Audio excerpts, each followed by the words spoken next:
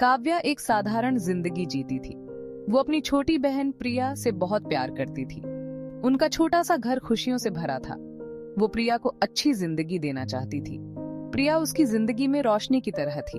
जिंदगी मुश्किल थी, पर वो एक दूसरे के साथ थीं। उनकी माँ का देहांत सालों पहले हो गया था। उनके पास सिर्फ उनके पिता थे। काव्या ने घर की जिम्मेदारी उठा ली थी। वो अपने घर को प्यार से भर देती थी।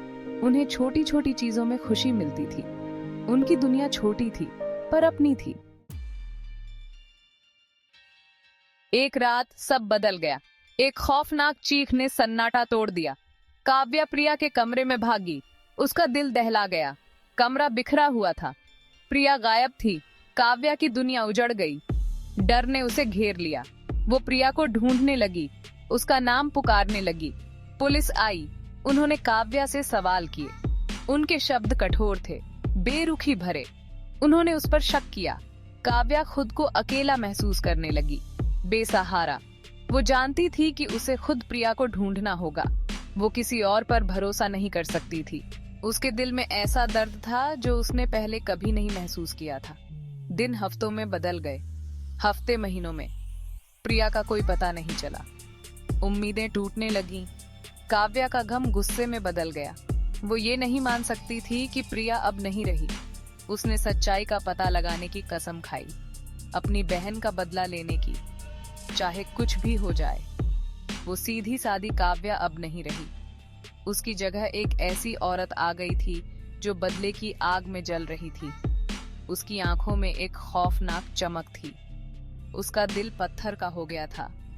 वो तब तक चैन से नहीं बैठेगी जब तक न्याय नहीं मिल जाता, जब तक प्रिया के गायब होने के जिम्मेदारों को सजा नहीं मिल जाती। वो अपनी बहन का बदला लेगी। काव्या की खोज उसे विक्रम तक ले गई। एक ऐसा आदमी जो अपने बुरे कामों के लिए जाना जाता था। एक बरसात वाली रात काव्या ने विक्रम का सामना किया। उसने उस पर बेरहमी से हमला किया। वो बदले का औजार बन गई थी। ये तो बस शुरुआत थी। वो उनका सबसे बड़ा डर बन जाएगी।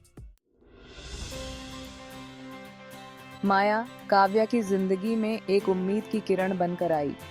उसने उसे दिलासा दिया, समझा। उसने काव्या का दर्द सुना। उसने उसे जज नहीं किया। माया काव्या की सबसे अच्छी दोस्त बन गई। एक ऐसी दुनिया में जहां सबने उससे मुंह मोड़ लिया था, माया उसकी एकलौती दोस्त थी। माया ने काव्या के गम को समझा। उसने भी किसी अपने को खोया था। दोनों का दर्द एक था। दोनों न्याय चाहती थी। माया ने काव्या की मदद करने का वादा किया। उसने सच्चाई का पता लगाने में उसकी मदद करने की कसम खाई। प्रिया के अपहरणकर्ताओं को सजा दिलाने की। दोनों ने मिलकर बदला लेने की योजना बनाई। उन्होंने जानकारी शेयर की, संसाधन शेयर किए। वो एक ताकत बन गई। दो औरतें जिनका गम उन्हें एक साथ ले आया था, बदले की आग में जल रही थीं। वो चुप नहीं बैठेंगी। वो अनसुनी नहीं रहेंगी। काव्या को माया के साथ रहकर सुकून मिला।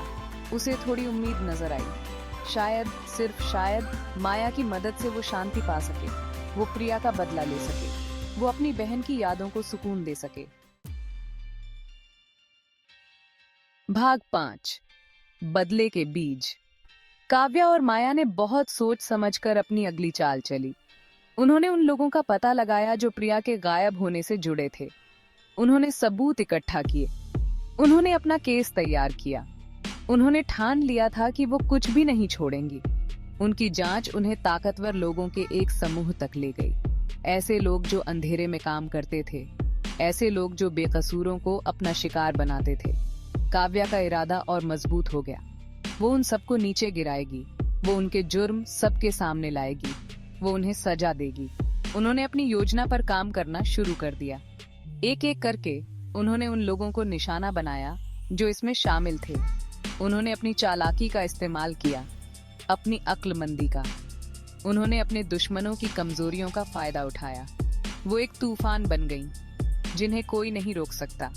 बदले की हर कामयाबी से उन्हें संतुष्टि मिलती थी, लेकिन इससे काव्या के अंदर का अंधेरा भी गहरा होता जाता था।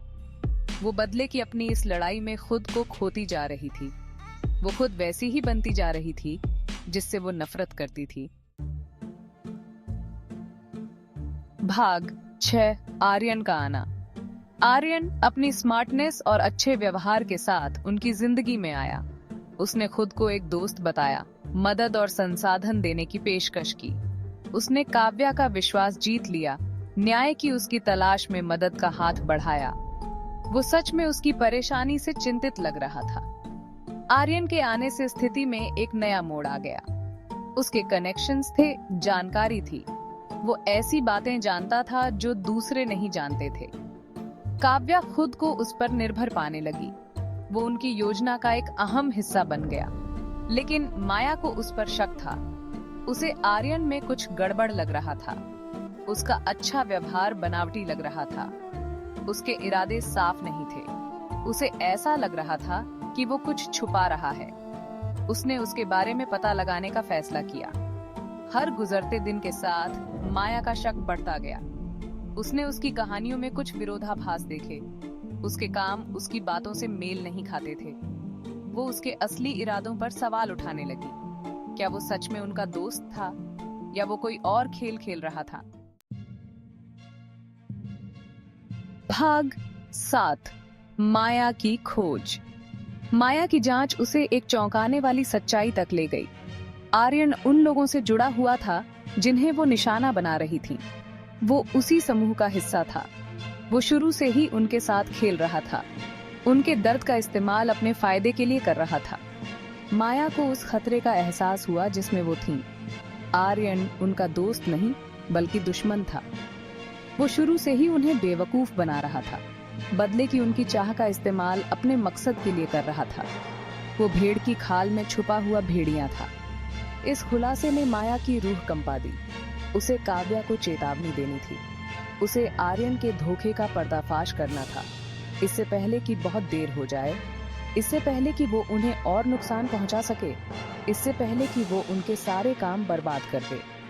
माया जानती थी कि उसे जल्दी करना होगा। समय कम था। उसे काव्या तक पहुंचने का कोई रास्ता ढूंढना था। उसे आर्यन के विश्वासघात के बारे में समझाना था। उसे उस जाल से बचाना था जिसमें वो फंस रही थी। अब पहले से कहीं ज्यादा खतरा था। भाग 8, चेतावनी। माया ने आर्यन का सामना किया और उसे अपनी खोज के बारे में बताया। उसने इनकार नहीं किया। उसने माना कि वो उनके साथ खेल रहा था, कि वो उसी समूह का हिस्सा था। उसने बताया कि वो काव्या के बदले का इस्तेमाल अपने मकसद के लिए करना चाहता था। उसकी क्रूरता खौफनाक थी। आर्यन ने माया को धमकी दी। उसने उसे चुप रहने की चेतावनी दी, अपना राज रखने को कहा। उसने उसे अपनी ताकत और उस खतरे के बारे में याद दिलाया जिसका सामना उसे करना पड़ेगा अगर उसने उसकी बात नहीं मानी। लेकिन माया डरी नहीं। काव्या की रक्षा करने का उसका इरादा और मजबूत हो गया। वो चुप नहीं रहेगी। वो पीछे नहीं हटेगी। वो आर्यन का पर्दाफाश करने और अपनी दोस्त को बचाने के लिए सब कुछ दांव पर लगा देगी। वो उसे जीतने नहीं देगी। माया जानती थी कि उसे काव्या तक पहुंचना है। उसे अपनी चेतावनी देनी है इससे पहले कि बहुत देर हो जाए। उसने काव्या से चुपके से संपर्क करने की योजना बनाई। वो जानती थी कि उसे सावधान रहना होगा। आर्यन उस पर नजर रखे हुए था। भाग 9, आने वाला टकराव। माया किसी तरह काव्या से संपर्क करने में कामयाब रही और उसे आर्यन के धोखे के बारे में बताया। काव्या को पहले यकीन नहीं हुआ।